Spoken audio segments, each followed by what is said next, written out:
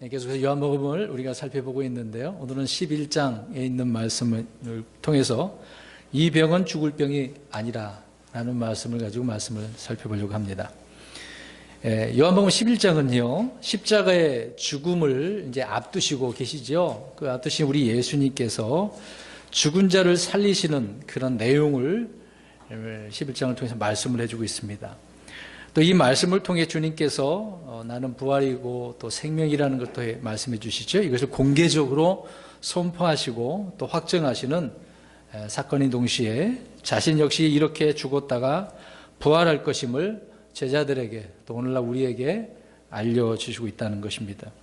당시 부활을 믿지 않는 사람들이 있었어요. 또 부활을 믿기는 하지만, 알고 믿기는 하지만 부활이신 그 주님을 믿지 못한 사람들에게 주님은 어떻게 사람을 살리실 것인지 또 어떻게 부활하실 것인지도 가르쳐 주시고 있다 이야기입니다.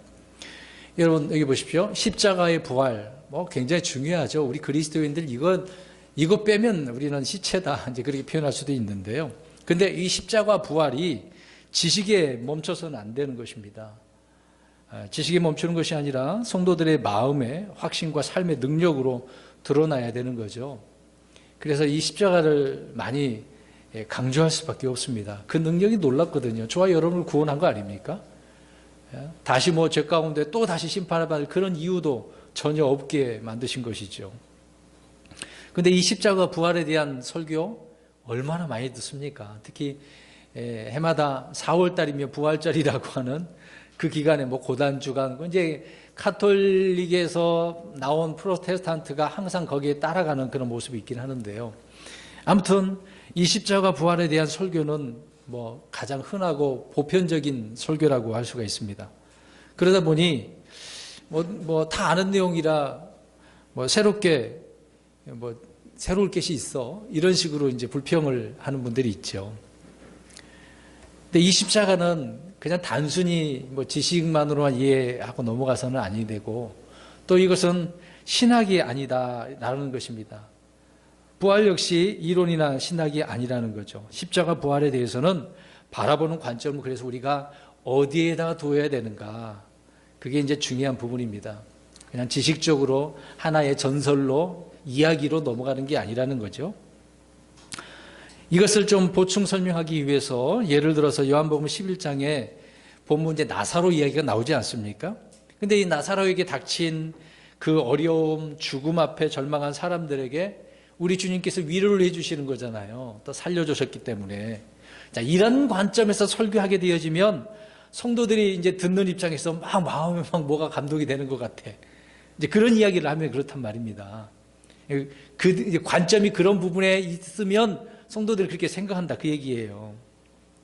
더 간단한 이야기로 말씀드리면 이런 가정은 이 나사로 이야기를 통해서 어느 가정에나 어려움이 찾아옵니다. 그런데 질병과 죽음의 고통이 다가오고 슬픔이 옵니다.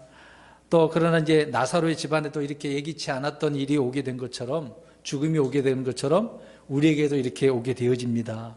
이런 식으로 이제 설교하게 되어지면 어려운 말이 안 들어가져 있으니까 그렇게 들을 때는 많은 분들이 막 귀에 쏠깃쏠깃하고 막 마음이 뜨겁고 막 그런 식으로 느껴진다는 이야기죠. 공감대가 그렇게 이제 형성이 되어지니까. 그렇지만 성경의 핵심 진리는 나사로 가정이나 나사로 개인에게 초점을 두고 있지 않다 그 얘기입니다. 오늘 요한복음 우리가 살펴보겠습니다만은 11장 보면은 나사로가 초점이겠습니까? 예수님이 초점이겠습니까? 그렇죠. 거기에 예수님이 누구신가를 지금 말씀을 해주고 있는데 사람들은 그 예수님을 빼놓고 나사로가 어찌했더라, 그 나사로에게 주님 무엇을 어떻게 베풀어 줬더라, 그것만 본다 그 얘기입니다. 초점이 다르게 있다는 거죠. 예를 들어서 저와 여러분이 이제 감독이라고 생각하면 어떤 연극의 감독이라고 생각을 해보세요. 그러면 그 조명이 비춰져야 되는데 그 조명을 누구에게 비추겠습니까? 많은 이제 스태프 이제 배우들이 있을 텐데. 그렇죠. 주인공에게. 근데 조연한테 자꾸 비추면 주인공에서 벗어나는 거 아니겠습니까? 바로 그거라고 보시면 될 것 같아요. 모든 관객의 눈을 거기에다 집중시키기 위해서 어떤 조명도 환경도 음성도 소리도 다 다 그렇게 집중되고 있지 않겠습니까? 그렇게 유도하는 거죠. 마찬가지로 성경은 성령님께서 진리 가운데 인도하시는 건데, 이 성령님께서 우리가 읽는 성경의 모든 부분을 예수 그리스도의 말씀과 또 예수님께서 행하신 그 일들에 초점을 맞추고 있다, 그 얘기입니다. 그래서 우리 성경대원을 믿는 신자들은 예수님이 어떤 분인가 성경 읽을 때마다 예수님만 봐야 돼요. 물론 많은 인물이 나오지만 그 인물들은 둘째, 셋째고 첫째는 누구다? 예수님이다. 그렇게 우리가 생각을 해야 됩니다. 그래서 저와 여러분은 성령님께서 집중적으로 조명해 주시는 그 조명들을 따라서 우리의 눈이 거기에 이제 초점을 맞춰야 됩니다. 오늘 이 시간도 저를 보라고 하는 것도 제가 뭐 입담이 좋아서 말하는 것도 아니잖아요. 제가 전하는 그 예수님의 음성, 그 말씀을 우리 성도님들이 귀를 쫑긋 세우셔서 듣고 또 그분이 누구신가를 아시면 되는 것입니다. 자, 그런 부분 속에서 우리가 한 절씩 이제 찾아보려고 합니다. 1절을 보십시오. 이제 나사로라 하는 어떤 사람이 병들었는데 그는 마리아와 그녀의 언니 마르다의 고을 베다니 출신이더라. 자, 여기서 이제 나사로라는 이름이 있는데요. 성경에 나사로라는 이름이 또 나옵니다. 동명이인이 하나 있죠. 지금 여기에 나오는 이제 마르다와 마리아의 남매인 나사로가 있고, 누가복음 16장에 나오는 거짓 나사로가 있습니다. 이 거짓 나사로는 죽어서 아브라함의 품에 이제 안긴 모습으로 나오죠. 그런데 둘 다 막 극적인 장면이네요. 살다가 죽은 그런 인물들이긴 합니다. 근데 이 나사로라는 이름은 하나님이 도우셨다라고 하는 뜻인데요.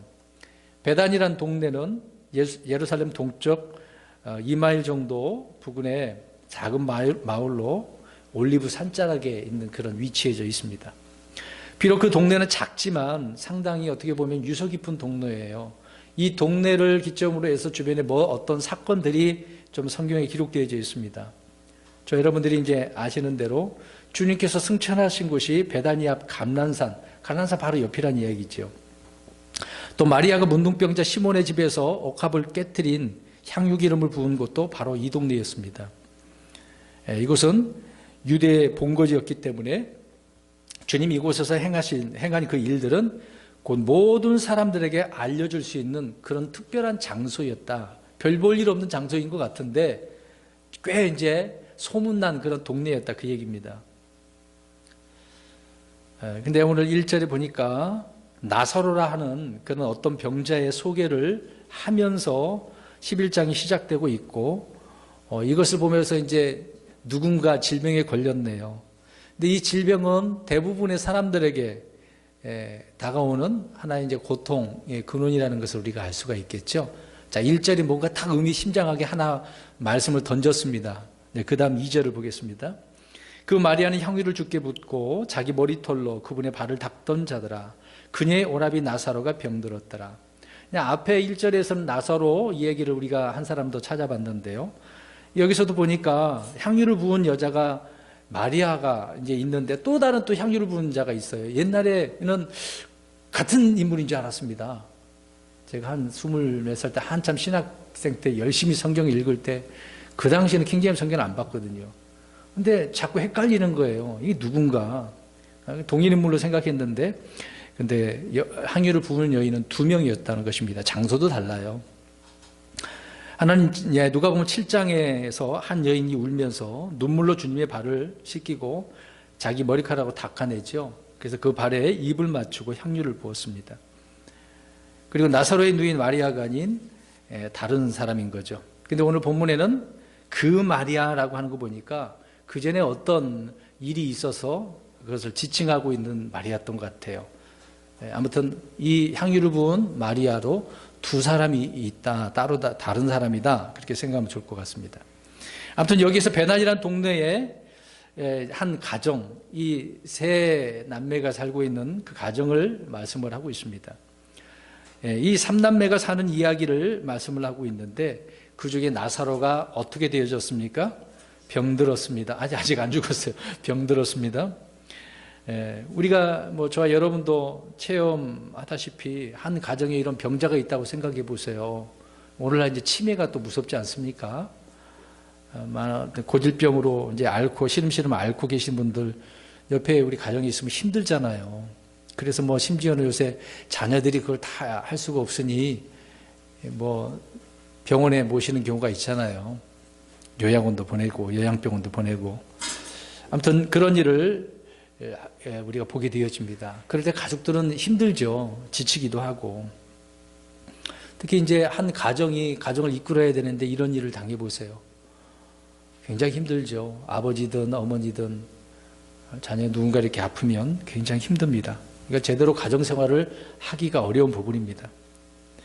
이것을 생각해 보면 저와 여러분의 가정에 이런 위기가 찾아올 수도 있다는 거예요. 나도 모르게. 누가 아프다, 누가 깊은 병에 걸렸다, 누가 뭐 사고가 났다. 이런 일들은 이렇게 생각하면 돼요. 감기는 누구나 흔히 걸리는 거예요. 기온차가 생기면 건강하지 않은 사람은 금방 걸리죠. 그런 것과 마찬가지로 누구에게나 흔히 찾아오는 이 일들이 이런 위기가 있다 그 얘기입니다. 그리고 그런 위기는 아무리 자주 마주치더라도 어렵고 힘들기는 매 한 가지겠죠. 그런데 이들 가정이 지금 보세요. 어떤 가정인가가 지금 이야기입니다. 예수님과 상관없는 신자의 가정입니까? 불신자의 가정입니까? 불신자의 가정이 아니라 신자의 가정이라는 거죠. 이들은 주님께 헌신된 가정인 것을 내용을 읽어보면 알 수가 있습니다. 마리아는 설명할 필요도 없이 주님 앞에 엄청난 그 사랑을 입고 또 헌신한 그런 여자였죠. 마르다도 역시 주님을 사랑했다고 나옵니다. 그러니까 열심히 있었죠. 마르다는. 근데 이 나사로는 병들었는데요. 근데 이 나사로가 이제 너희들보다 좀 못한 그런 사람이었을까요? 별 볼 일 없는 사람이었을까요? 그것은 아닌 것으로 보입니다. 주님께서 나사로를 또 친구라고 말씀하실 정도로 3절에 보면 주께서 사랑하시는 자로 깊은 그 관계성을 유지하고 있는 것을 보게 되어집니다. 5절 말씀을 보십시오. 주님 이 가정에 가족들 셋을 다 모두 어떻게 하셨답니까? 그렇죠. 주님께서 사랑하셨대잖아요. 이런 신앙인의 가정, 주님을 사랑하고 주님께 헌신된 가정에 그때 위기가 찾아왔네요. 나사로에게. 이런 이상한 일이 아니다라는 것입니다. 자, 우리가 지금 예수님의 부활 이야기 하려고 하는데 그 중에 나사로가 있단 말입니다. 나사로를 통해서 뭔가 지금 교훈을 우리가 찾고 있는 거죠. 때로 어떤 이들은 병이 들고 사고가 나면 모든 일이 죄의 결과인 줄 알고 그렇게 생각을 하는 거예요. 나사로의 질병은 죽음에 이를 정도로 중병이었음에도 전혀 저주나 심판이나 어떤 징계 또 죄의 결과가 아니었다 그 얘기를 여러분 초점을 맞추셔야 됩니다. 거기 주목하셔야 돼요. 나사로는 그런 것 때문에 지금 죽을 병에 걸린 거 아니란 말이에요. 이들이 주님께 버림받았기 때문에 이런 시험을 받은 거다? 그것도 아니란 말입니다. 그럼 왜 이런 병이 오고 시련이 그 가정에게 왔겠습니까? 그 다음 3절을 보십시오. 자, 3절 우리 같이 읽습니다. 시작. 그러므로 그의 누이들이 금께 사람을 보내며 이르되 주여 보소서 주께서 사랑하시는 자가 병들었나이다 하며 주님은 나사로를 사랑하셨습니다. 마르다와 마리아는 나사로를 사랑하신다는 사실을 알고 그렇게 또 확신하고 있었습니다. 그러니까 말 표현을 잘 보세요. 주께서 어떻게 하시는 자? 사랑하시는 자. 예. 그래서 그 사랑하는 자가 주께서 사랑하시는 자가 병들었다라고 지금 소식을 보내고 있습니다. 근데 요한복음 저자인 사도 요한이 주로 자신을 일컬어서 자신도 주께서 사랑하는 자라고 자기 이름을 밝히지 않으면서 그렇게 표현하잖아요. 그러나 요한 자신보다 먼저 주께 사랑받는 자의 위치에 있었던 이 나사로를 지금 보세요. 근데 나사로는 12사도였습니까? 아니었어요. 주님을 따라다니는 다른 제자에 속했습니까? 그것도 없어요. 그것도 아니에요. 주님이 그를 그런데도 불구하고 그 주님을 사랑하셨고 사랑의 관계를 유지하고 있었다는 겁니다. 그러니까 별 볼 일 없는 사람이 아니었어요. 마르다와 마리아가 예수님께 사람을 보내었던 것으로 보아서 어려울 때는 언제나 이렇게 주님을 부를 수 있는 그런 가까운 사이였던 것으로 보입니다. 근데 보세요. 아무리 가까워도 사랑하는 자 이렇게 병들었어요. 와서 도와주세요. 뭐 고쳐주세요. 그 얘기지만 살려주세요. 그 얘기지만 우리 여러분들이 그렇게 하시겠냐고요. 이런 사이로. 우리 역시 이것을 보면서 이게 얼마나 복된 일인지를 우리가 알 수가 있습니다. 우리 역시 언제나 주님의 사랑을 받고 위기에 처할 때는 우리도 주님을 부를 수 있는 거 아닙니까? 주의 이름을 부르고 하나님 아버지께 구할 때 주님께서 들으시겠죠. 우리는 있는 그대로 감사함으로 주님께 우리의 처지를 아뢰기만 하면 되는 겁니다. 주여 보소서, 주께서 사랑하신 자가 지금 이런 일을 당했습니다. 도와주십시오. 심지어 감기 걸렸습니다. 감기에서 회복할 수 있도록 도와주십시오. 얼마든지 우리가 이렇게 할 수 있는 것 아니겠습니까? 나사로는 모든 신자들을 예표한다고 우리가 볼 수가 있는데요. 나사로의 가정은 오늘날 우리 신앙인들을 잘 표현해주고 있다는 것입니다. 보십시오. 주여, 주께서 이렇게 표현하고 있죠. 이들은 일반 다른 유대인들이 예수님을 지칭하는 칭호가 아니라 우리가 주님을 부르는 것과 동일한 그런 가까운 사이로 부르고 있는 것입니다. 그러니까 주여, 주께서라고 이렇게 부르고 있다는 사실을 우리가 봐서 알겠죠. 자, 이것이 기도의 원칙입니다. 기도의 원칙이에요. 한번 마태복음에서 어떤 말씀 드렸습니다만은 이방인이 주님을 그렇게 함부로 불러 수는 없겠죠. 이들이 주님 앞에 사람을 보낼 때 주께서 사랑하시는 자라고 말하는 것으로 보아서도 우리가 또 교훈을 얻을 수가 있는 거죠. 자, 보세요. 주를 사랑하는 자 그렇게 표현한 게 아니죠. 주께서, 그러니까 누가 누구를 사랑하냐 이 말입니다. 물론 우리도 주님을 사랑하죠. 근데 지금 여기에서 말하는 표현을 잘 보세요. 나사로가 주를 사랑하시는 자 그렇게 표현한 게 아니잖아요. 주께서 사랑하는 이 나사로, 주께서 사랑하는 자라고 표현하고 있는 겁니다. 근데 우리는 되도록 많은 부분에 있어서 주를 사랑하는 제가 이렇게 다쳐서 아프게 되어서 질병에 걸려서 이런 고통 중에 있습니다. 그렇게 표현하잖아요. 저와 여러분은 누가 사랑하셔요? 주께서. 주께서 먼저 사랑하셔서 복음을 보내주시고 주님을 받아들일 수 있게 한 것입니다. 여러분이 주님을 사랑해서요? 아니죠. 저 여러분이 주님을 먼저 사랑하는 경우는 없습니다. 주님께서 먼저 사랑하시는 거죠. 그러나 이들은 지금 자신의 어떤 의를 세우는 것이 아니라 주님의 긍휼과 은혜와 사랑을 이렇게 먼저 앞세우는 것을 보게 되어집니다. 그들은 사랑하는 우리 동생이라고 이렇게 표현하지도 않았다는 거죠. 이런 점에서 우리가 배우는 부분입니다. 아무튼 주께서 사랑하시는 자. 그러니까 여기서 우리 서로 성도들 위해서 기도하실 때가 있지 않겠습니까? 그럴 때 이름 그분을 부르면서 주께서 사랑하시는 우리 이재환 형제님을 주님 도와주세요. 이렇게 기도하시라고요. 이재환 형제님이 주를 사랑하는 그런 말보다도 좀 표현을 우리가 바르게 했으면 좋겠다 그 얘기입니다. 근데 여기서 이제 특이한 점은 주여 보소서 주께서 사랑하신 자가 병들었나이다 라고 이렇게 말하고 있지 않습니까? 근데 말씀드린 것처럼 일반적으로 이런 일을 당하면 사람들은 어떻게 생각한다고요? 질병 걸렸으면? 죽을 병, 죄의 결과라고 이렇게 이야기를 하죠.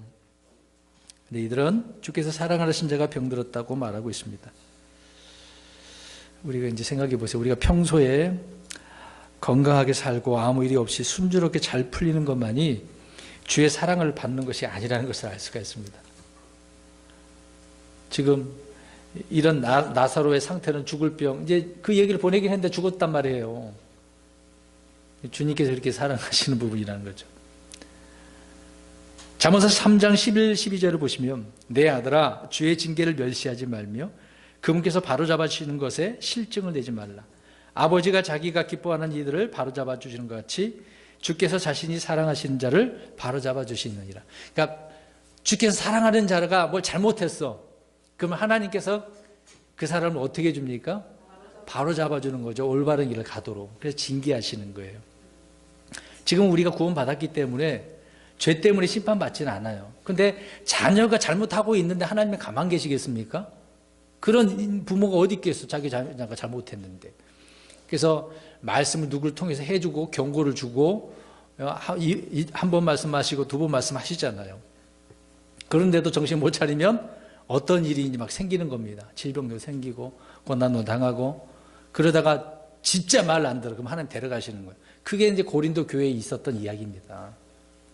구원받고 나서 아들로서의 살지 못하면.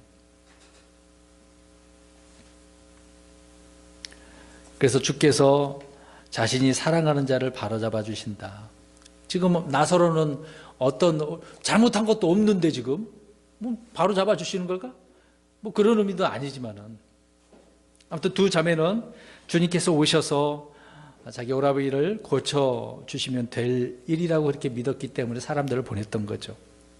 사람들은 이를 가지고 하나님의 사랑이니 미움이니 판단하고 싶어 하겠지만 그런 일은 어리석은 인간의 사람들의 판단일 뿐입니다. 우리 전도서 9장 1절 한번 가볼까요? 후반절에 보면 9장 1절입니다. 그러니까 이런 일을 당하면 우리가 다 몰라요. 함부로 판단하지 마세요. 갑자기 성도들 가운데 이런 일이 생겨서 거봐 열심히 교회 안 나오더니 저렇게 그렇게 함부로 말하지 말라고요. 자, 전도서 9장 1절 후반절 아무도부터 시작. 아무도 자기 앞에 있는 모든 것을 통해 사랑이나 미움을 알 수 없는 어떤 일이 벌어졌어. 그것이 사랑하시는 건지 미워하시는 건지 알 수가 없대요. 오늘 두 자매는 마르다 마리아가 위기의 순간에 절망하지 않고 주님을 찾았고 주님을 의지했다라고 하는 점에서 우리는 교훈을 얻을 수 있습니다. 이들의 기도에 대한 부탁에 대한 응답은 어떨까요? 우리 4절 보십시오. 오늘 본문 요한복음 11장 4절 보십시오. 자, 이거 같이 읽겠습니다. 시작. 예수님께서 그것을 들으시고 이르시되 이 병은 죽을 병이 아니라 하나님의 영광을 위한 것이니 하나님의 아들이 그것으로 말미암아 영광을 받으리라 하시더라. 아멘. 소식을 들었네요. 그러니까 이미 이제 사람을 보낸 그런 사이에 나사로는 어떻게 된 상태일까요? 죽었어요. 주님은 이 소식을 들으면서 나사로에게 가시기 전에 이미 그가 죽었다는 사실을 아셨습니다. 14, 15절을 보면 알 수가 있어요. 주님께서는 죽었음을 말하고 있잖아요. 그런데 주님은 이 병은 죽을 병이 아니라고 말씀을 하고 계시네요. 그러면 주님께서 이 병은 죽을 병이 아니라고 하신 이 뜻이 뭐냐 이 말입니다. 주님은 이미 이 순간에 나사로가 다시 살아날 것을 미리 어떻게 보고 계시는 거예요? 아시고 미리 보시는 거예요. 친히 살리실 것을 말씀을 이렇게 하고 있다는 것을 알 수가 있습니다. 우리는 우리 자신이 어떤 의지를 가지고 계획을 해도 지혜와 능력이 따라주지 못하기 때문에 이런 말에도 힘이 없잖아요. 그냥 추측하고 예상할 뿐이지만 주님은 그렇게 말씀하신 대로 어떻게 됩니까? 왜? 말씀하신 대로 되는 거잖아요. 죽을 병이 아니야. 근데 지금 사람들은 어떻게 생각하고 있어요? 죽을 병이야. 그리고 또 죽었잖아요. 죽을 병이 걸려 죽을 거라 그렇게 생각을 했잖아요. 근데 주님은 그렇게 됐는데도 불구하고 아니래요. 살리실 것을 좀 이야기하고 있는 거죠. 주님은 이렇게 모든 일을 뜻대로 이루시는 분이십니다. 이 병은 죽을 병이 아니라고 말씀하신 그 자체가 이미 죽음에서 이르실 것을 말씀하고 있는 것이다. 그 얘기입니다. 여러분 얼마나 놀라워요. 정말 놀랍죠. 주님은 생사를 주관하시는 전능하신 하나님이시기 때문에 이 모든 일이 가능한 것이죠. 그래서 원하시는 그런 사람을 원하시는 때에 살리시는 분이라는 겁니다. 나사로 개인에게는 물론이고 그 가정에게 닥친 큰 슬픔도 역시 주님이 거기에 다 개입을 하시면 죽을 병이 아니라 하나님의 영광을 위한 것이 되는 것입니다. 그래서 지금 이거 보세요. 힘들고 어려운 일이 있습니까? 지금 나는 고통스럽지만 그것을 통해서 하나님께 영광이 될 수도 있다는 것을 생각해 보세요. 그럼 우리 생각도 달라지고 삶도 달라지지 않겠습니까? 이것을 안 본 사람은 너무 괴로운 거야. 막 고통스러운 거야. 오늘날 무슨 병에 걸리는 거예요. 그런 것 때문에. 특히 여성들이 많이 생기잖아요. 우울증, 조울증 막 이런 게 생기는 거잖아요. 우리는 성령을 믿는 신자들은요, 믿는 사람들은 이런 부분을 봐야 돼요. 지금 주님은 그것을 통해서 하나님의 영광을 드러내려고 하고 있는데 사람들은 죽을 병에 걸렸어. 이건 주님이 오셔도 안 돼. 막 이런 포기 정도로 완전히 그냥 믿음이 바닥난 상태를 볼 수가 있는 거죠. 우리에게 닥치는 많은 일들이 죄의 결과이거나 심판이나 징계일 수도 있겠습니다만은 궁극적으로 모두 합력해서 선을 이루신다는 주님의 약속의 근거에서 주님께서는 그렇게 하실 수 있는 거죠. 말씀하시는 대로. 자, 이 부분에서 우리가 주목할 것은 이렇게 이제 긴박하고 절박한 성도들의 기도를 들으시는 주님의 응답에 대한 방법이죠. 주님께서 어떻게 들으시느냐 지금 그 얘기를 하고 있는 겁니다. 주님은 우리의 사정을 다 알고 계시죠. 그렇지만 우리가 원하는 대로 우리 긴급한 이런 상황이잖아요. 간절하게 지금 호소를 하는 데에 따라서 거기에 따라 주님께서 움직여 주시는 분이 아니라는 겁니다. 그런 분이 아니라 하나님의 영광을 위한 것으로 거기에 우선순위를 두고 있다는 거예요. 잘 보세요. 하나님의 영광에 따라 거기에 우리를 인도하신다는 겁니다. 우리는 우리의 급한 상황은 아무것도 아니라고요. 누가 급한 거예요? 그렇죠. 하나님은 급한 거 하나도 없어요. 우리가 자기 자신이 급한 거죠. 이 점을 우리가 놓쳐서는 안 되는 겁니다. 우리가 병실에 있을 때에도 주님께서 우리 모두에게 나사로처럼 동일한 은혜와 동일한 기적적인 그 육신의 살아남을 모든 사람들에게 그렇게 하실까요? 아니라는 거예요. 지금 특별한 일이거든요. 죽은 사람이 다시 살아난 예도 물론 사도행전에 보면 베드로도 사람 살렸고 바울도 사람 살렸잖아요. 구약에도 보면 또 누가 살린 사람 있지 않습니까? 누가 살렸어요? 기억 안 나나요? 엘리야, 엘리사 이런 예도 있지 않습니까? 이런 예들은 우리에게도 죽음이 끝이 아니라는 것과 죽음 그 이후에 주님께서 우리를 살리신다는 것을 말씀을 해주고 있는 것입니다. 우리는 질병으로 인한 죽음에 대해서 그래서 슬퍼하거나 괴로워할 필요가 없는 거예요. 여러 번 이거 제가 설교했던 부분이기도 합니다만은 특히 한국 사람은 병원에 가서 검진 딱 받았더니 암 3기입니다. 그러면 이제 어떻게 하는 겁니까, 이제? 그냥 낙심되고 막 슬퍼하고 괴롭고 이제 정리하는 거죠. 이제 끝났다. 다 포기하는 거잖아요. 근데 그런 소식을 알게 되는 믿음 있는 사람들은요, 오히려 더 기쁘고 행복한 거예요. 더 기다려지고, 자기가 이제 시한부 인생이라고 한다면 그 몇 개월 동안 내가 어떻게 살아야 될까? 정신이 건전한 생각으로 이렇게 돌아서게 되어지는 거죠. 우리는 이런 죽음도 두려워하지 않아야 되는 건데 너무 두려워하는 경향이 많이 있습니다. 왜요? 모든 성도들은 나사로처럼 다시 어떻게 되니까요? 죽었다 하더라도 살아나는 거죠. 나사로는 나흘 만에 살아났다면 우리는 각 개개인이 죽은 날짜에 따라서 며칠 만에 다시 살아날지는 모릅니다. 다 다르죠. 어떤 사람은 죽은 지 몇천 년 지나서 이미 오래전 죽은 사람은 주님 믿고 그 당시에 2000년 후에 부활하는 거 아니겠습니까? 어떤 이는 몇 년이고 어떤 이는 몇 주가 될 수도 있고, 아니면 우리가 공중재림하기 전에 그 나흘 전이라 죽은 사람은 나사로처럼 나흘 만에 부활할 수도 있겠죠. 차이는 이제 시간적인 문제입니다. 그런데 중요한 것은 살아나는 일은 우리 모든 그리스도인들에게는 동일한 거예요. 정확한 날짜는 우리가 정확히 모르지만 주님께서 공중으로 오실 때 우리가 땅에서 들림받거나 이미 죽은 자는 부활하게 되겠죠. 그때는 동일한 시간입니다. 살아나는 나는 동일하다 이 말입니다. 예수 그리스도께서 공중 재림할 때 바로 그런 일이 벌어지게 되어지는 거죠. 그래서 4절 말씀이 이게 하나님의 영광을 위한 것이다. 죽을 병이 아니라는 것이죠. 5절 6절 보시겠습니다. 같이 읽습니다. 시작. 이제 예수님께서 마르다와 그녀의 여동생 나사로를 사랑하시더라. 그러므로 그분께서 그가 병들었다는 것을 들으신 뒤에 자신이 계시던 같은 장소에서 이틀을 더 머무시고. 아니, 예수님 어디 이런 예수님이 다 있어. 다른 사람들은 잘도 고쳐주시면서 왜 나사로는 이렇게 이틀을 더 머무셨을까? 이제 그 얘기죠. 주님은 마르다, 마리아 또 나사로를 사랑하셨다고 하면서 누구와 이렇게 얘기하죠. 마르다와 그녀의 동생과 접속사가 있네요. 자, 이 얼마나 사랑하셨는지 이렇게 순서대로 또 말씀을 하고 있네요. 정해진 그 수순을 이제 그렇게 사랑하시지만 병이 들었네요.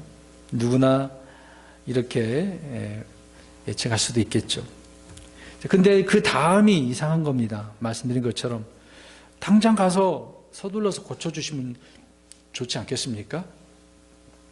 사랑하는 관계인데 여러분 집안에 누가 갑자기 무슨 큰 사고를 당했다 그러면 당장 어떻게 하실 겁니까?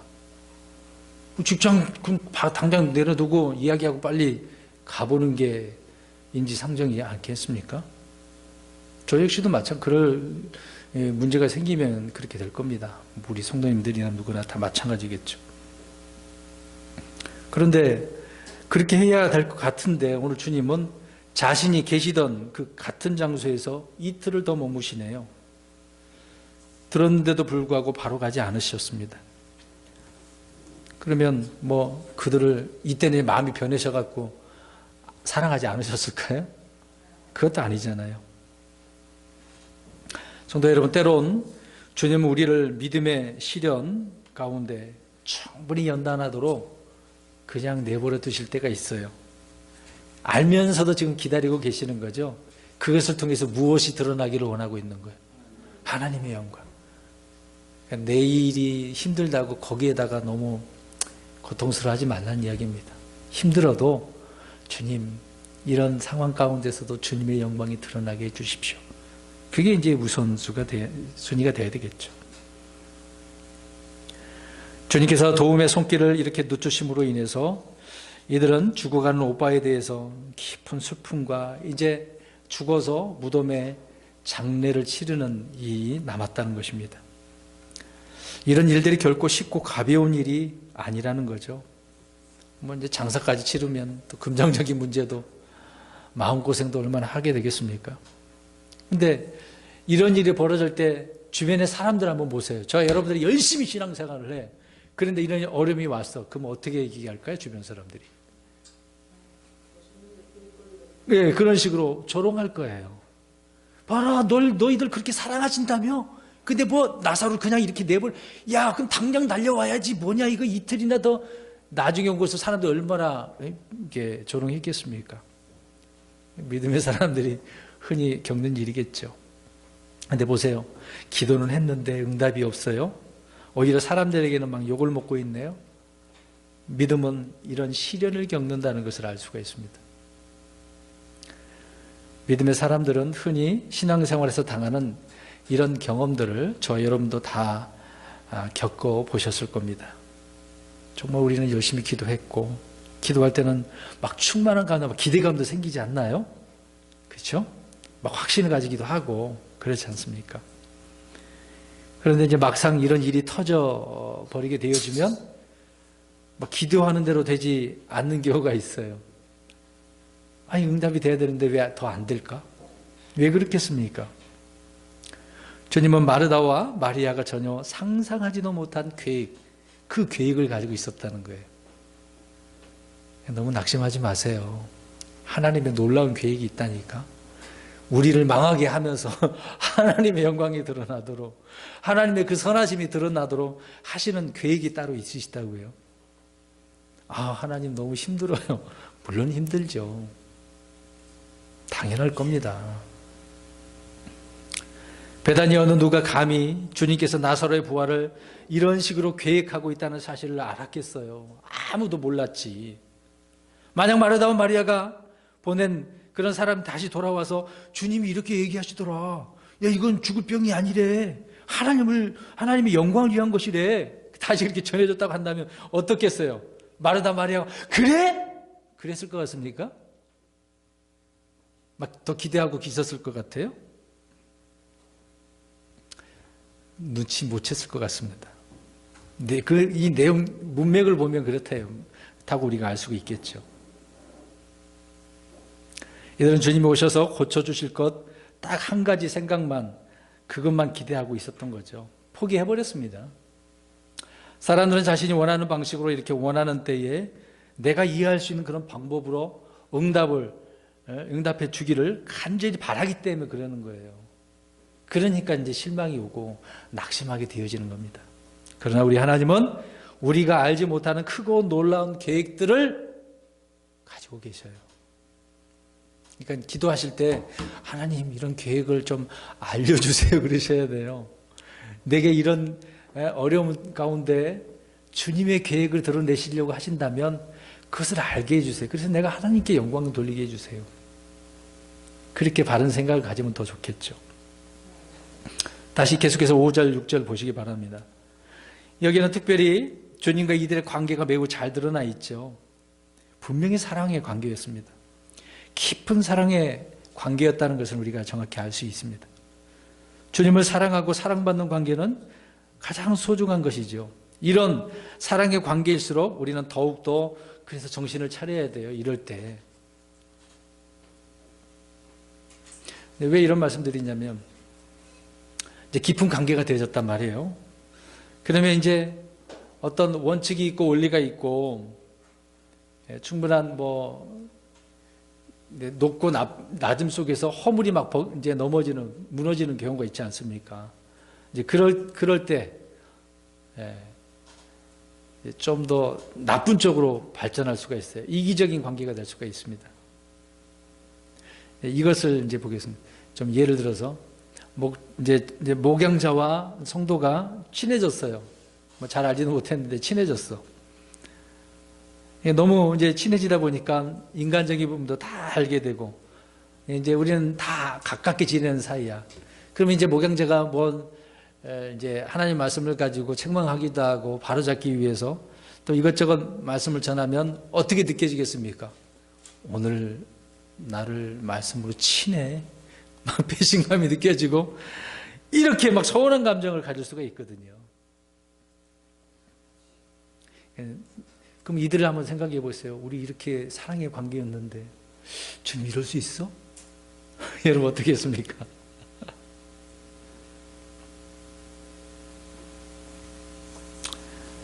사람들은 나에게 이럴 수 있어?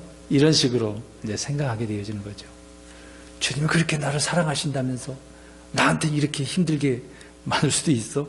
이제 주님이 막 원망의 대상이 되죠. 그런 식이면 문제가 있는 거죠. 여러분 이런 영적 관계보다도 육신적인 그 관계가 더 강한 사람들은 교회를 해도 영적 공동체가 아니라 인간적인 그런 친목을 기초로 하는 공동체가 되어진다는 겁니다. 이 교회가 그렇게 되어버리면 안 되죠. 근데 한국인들은 그런 걸 좋아하는 것 같아요. 근데 그런 교회는 오래 못 간다니까요. 금방 무너지고 흩어지고 들으셔서 아시지 않습니까? 그런 관계는 소용이 없어요. 영적인 관계가 돼야지. 저와 우리 성도 여러분 관계도 그런 관계가 됩니다. 막 가까이 일부러 가려고 막 그렇게 애쓸 필요도 없어요. 자연적으로 이렇게 영적인 관계가 형성되면 바르게 대해질 수밖에 없습니다. 본문의 이틀이라는 시간은 마르다와 마리아에게는 완전히 포기와 절망의 순간이 되겠죠. 병이 들었을 때는 죽지 않았으니까 그나마 주님이 이 시간에도 오시기만 하면 된다 그렇게 생각을 했어요. 이런 기대감. 근데 이제 죽게 되어지니까 그런 기대감도 믿음도 소망이 다 이제 끝나는 이야기잖아요. 끝났어 이제 그 얘기잖아요. 죽었으면 끝났다고 생각하잖아요. 완전한 포기를 하게 되어지는 것입니다. 그러나 주님의 역사와 놀라운 기적이 분명히 일어나게 되어지는 부분을 경험을 해야 되겠죠. 저는 이들이 절망과 포기하고 있을 때 이들에게 돌아갈 준비를 하고 계시네요. 그들은 포기했지만 주님의 계획대로 또 이렇게 때가 돼서 가려고 하시는 거 이틀 다음에 지난 다음에 7절을 보세요. 그 뒤에 제자들에게 이르시되 우리가 다시 유대로 들어가자. 이제 주님의 무언가 뜻을 이루시려고 가시려고 하는 거죠. 주님께서 이틀을 더 계셨다라고 하는 것은 주님의 뜻이라는 것을 알 수가 있습니다. 주님은 나사로의 병을 고쳐주시는 정도가 아니라 죽은 다음에 어떻게 하시겠다는 거예요. 네, 부활하게 하시는, 부활을 통해서 살리실 뜻을 가지고 계셨다는 겁니다. 이것을 평소에 누가 생각할 수 있었겠어요? 지금 이스라엘 사람들이 부활, 어느 정도, 바리새인들은 부활을 믿긴 믿는데 주님이 그렇게 하실지를 어떻게 알았겠어요? 근데 주님은 그런 계획이 있었던 것입니다. 이런 부활을 생각할 수 없는 그런 사람들은 아무것도 아니겠죠. 그런데 여기서 주님은 유대로 다시 돌아가자라고 말씀을 하시는데 그것은 나사로를 살리기 위함이었다는 것입니다. 우리가 여기서 볼 때 우리는 어떤 일에 대해서 늦었어, 소용이 없어 그렇게 말하겠죠. 그러나 하나님께서는 늦었다는 말이 소용이 전혀 없죠. 그럴 필요가 없습니다. 주님은 죽기 전이든 죽은 후든 죽은 지 나흘이 지났든 1000년이 지났든 똑같아요. 그러한 자도 이미 죽은 자도 살리신다니까. 여러분 믿어지십니까 이게? 이 부활을 안 믿어지면 이거 그리스도인이 아니죠. 우리 하나님은 그런 분으로 지금 말씀을 하고 있으니까 우리 예수님이 그런 하나님이라고 이야기하고 있는 거잖아요. 계속해서 8절 보십시오. 그분의 제자들이 그분께 이르되 선생님이여 최근에 유대인들이 돌로 선생님을 치려 하였는데 또 거기로 가신다니까?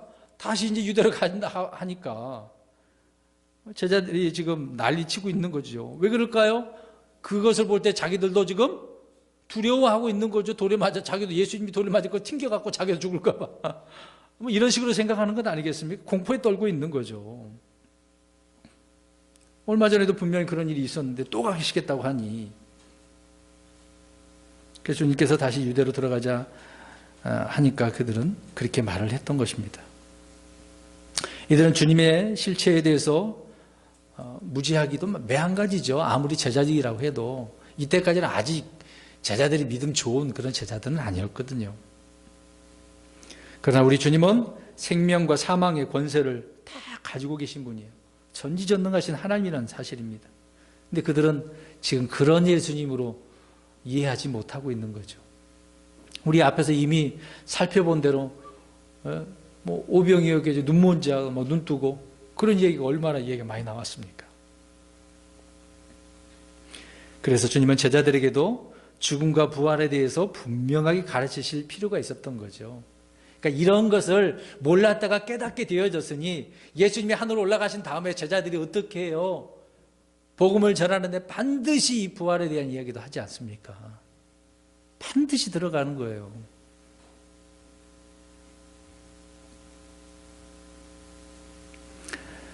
우리 그리스도인들은 부활의 신앙으로 말미암아 이미 자신의 그 육체의 죽음에 대해서는 이미 다 초월해야 되는 상태입니다. 좀 피곤하고 지칠 터인데 이건 어떻습니까? 아니 지금 우리가 부활한다는 막 더 쫑깃쫑깃하고 뭐 흔한 설교에서 이제 그냥 대충 넘어가려고 하십니까? 주님은 나사로의 사건을 통해서 제자들에게도 이것을 가르쳐 주시고자 결심하시고 그렇게 다시 유대로 가자고 말씀을 하셨던 것입니다. 그러나 제자들이 만류하지만 주님은 그들에게 어떻게 말씀하십니까? 9절 10절 같이 읽습니다. 마지막 9절 시작. 예수께서 대답하시되 낮에 12시간이 아니하니 사람이 만일 낮에 다니면 이 세상의 빛을 보므로 걸려 넘어지지 아니하고 밤에 다니면 빛이 그 사람 안에 없으므로 걸려 넘어지느니라 하시느니라. 아멘. 지금 이 말씀은 제자들의 죽음에 대한 두려움과 그들의 마음속에 들여진 어두운 그림자가 있지 않겠습니까? 그 모든 것을 다 지금 제거해 주시는 말씀이죠. 지금 빛 이야기를 해주잖아요. 빛. 제자들이 유대에 들어가서 돌에 맞아 죽을지도 모르는 그런 두려움을 가지고 있다는 것을 주님은 알고 계셨죠. 그래서 지금은 낮이다. 세상의 빛을 보므로 넘어지지 않게 되는 거다. 이런 말씀을 하고 있는 겁니다. 유대인들은 낮이 12시간이네요. 밤도 12시간이고. 주님은 지금은 낮이다라고 이야기하십니다. 낮에 다니면 걸려 넘어질 필요가 있을까요? 눈에 다 보이는 걸 누가 일부러 가서 넘어지겠습니까?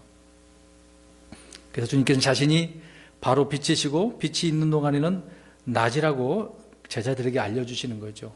지금 나사로 이야기를 하다가 갑자기 제자들에게 뭔가 가르쳐주고 계시는 거잖아요. 왜요? 제자들은 지금 어떻게 생각하니까? 다시 돌아가면 돌에 맞아 죽을 것 같은데. 마음속에 이런 어둠이 있다는 거예요. 믿음 없는 생각들. 그런 것들을 주님께서 친히 보여주시면서 말씀하시면서 환하게 비춰주는 것 아니겠습니까? 내가 그런 빛으로 왔다니까? 그 얘기를 하고 있는 거죠. 그래서 요한복음 1장에 처음에 그 말씀이 계셨는데 그 말씀이 빛이었다. 그 빛으로 오셨다 그 얘기하고 있잖아요. 내가 이 빛으로 왔어. 너희 속에 있는 그 어둠의 것들을 확 내가 밝게 비춰서 낮이 있는 동안에는 잘 다닐 수 있게 할 거야. 걸려 넘어지지 않아. 그 얘기를 또 제자들에게 알려주시는 것이죠. 여러분, 어둠과 위험은 밤에 도사리는 것임을 알 수가 있습니다. 요즘은 낮이든 밤이든 상관없이 사건, 사고가 많이 있잖아요. 물론 다 그렇지는 않지만 과거에는 주로 밤에 나쁜 일들이 많이 일어났죠. 아무튼 우리 주님은 어두운 그런 그림자들을 깨끗하게 다 제거해 주신다는 것입니다. 만약 저와 여러분이 모두 주님과 동행하고 있다고 한다면 결코 우리에게 어둠의 것들은 우리 안에 들어오지 못할 것입니다. 왜? 주님은 빛이시기 때문에. 이제 더 나사로 이야기가 다음 주에 우리가 살펴볼 것인데요. 한 가지만 우리 생각을 했으면 좋을 것 같습니다. 나사로의 병은 죽을 병이 아니다. 거기에는 어떤 계획이 있더라? 하나님의 영광. 저 여러분에게도 이런 죽을 병이나 어려운 일이나 그런 일이 있게 되어질 때 하나님의 영광을 먼저 생각하세요. 하나님의 계획을 생각하셔야 됩니다. 가정에 힘든 일이 있어도 하나님의 영광이 무엇입니까? 자꾸 물으셔야 돼요. 그 뜻을 알고서 그것을 돌파해 나가야지 머물거리고 도망가려고 피하려고 그래서는 안 됩니다. 마귀를 대적해야죠. 이런 말씀들을 가지고. 하나님의 영광이 더 우선시하고 있다. 그것이 기준이고. 그럼 믿는 사람들은 주께서 주로부터 그렇게 기도하고 나아가야 되겠죠. 그런 삶이 이번 한 주간 동안에도 넘치시기를 주의 이름 축원합니다.